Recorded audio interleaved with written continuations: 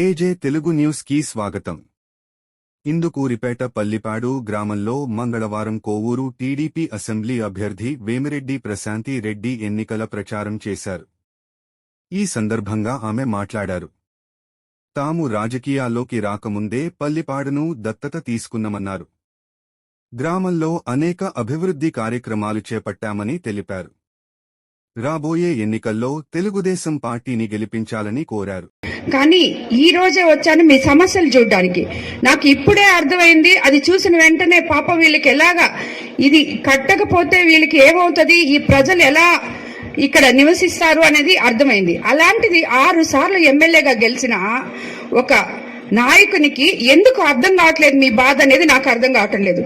కాబట్టి సరే అవన్నీ వాళ్ళకే వదిలేస్తున్నాం. వాళ్లే ఎందుకు చేయలేదో వాళ్ళకే అర్థం కావాలి. మేబీ మీరెవరు ఇక్కడ కమిషన్లు ఇచ్చేందుకు పోయిండొచ్చు, అందుకని చేయకపోయిండొచ్చు.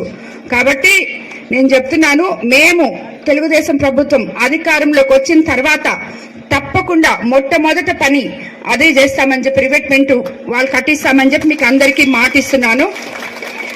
ఇల్లు లేని నిరుపేదలకు ఇళ్ల స్థలాలు ఇప్పిస్తాము. ఇళ్ల స్థలాలు ఉండి కట్టుకోలేని పరిస్థితిలో ఉండే ప్రజలకు ఇళ్ల నిర్మాణానికి ఆర్థిక సాయం అందిస్తాము.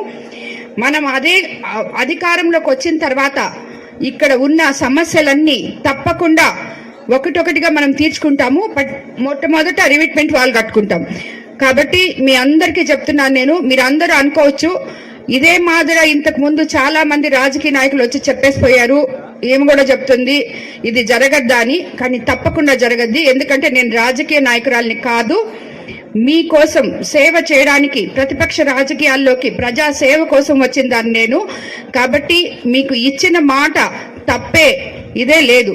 అదేవిధంగా నేను ఎల్లవేళలా మీరందరూ చెప్పే మాటలు వినవాకండి, వీళ్ళు అందుబాటులో ఉండరు అక్కడ ఉండరని. మేము దేంట్లోకి రాకముందే మీ పల్లిపాడికి ఎన్నోసార్లు వచ్చాము. ఇక్కడ ఎన్నోసార్లు మీ అందరికీ ఏం కావాలో గాంధీ ఆశ్రమంకి వచ్చాము, అక్కడ కూడా చాలా ప్రోగ్రాంలు పెట్టాము నాకు తెలిసి.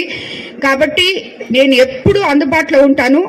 ఎల్లవేళలా మీకు అందరికీ ఎవరు కానీ తెలుగుదేశం నాయకులు కానీ కార్యకర్తలు కానీ అదేవిధంగా సామాన్య ప్రజలు కానీ మీకేం కావాలన్నా నేరుగా నా దగ్గర రావచ్చు.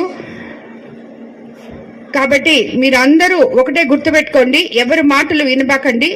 మీరు ఆలోచించి సైకిల్కి మీ పవిత్రమైన ఓటు నాకు ఎమ్మెల్యేగా ఎంపీగా వేమిరెడ్డి ప్రభాకర్ రెడ్డి గారికి ఇద్దరికి వేయాలని మిమ్మల్ని అందరినీ ప్రార్థిస్తున్నాను. అందరికీ నమస్కారం.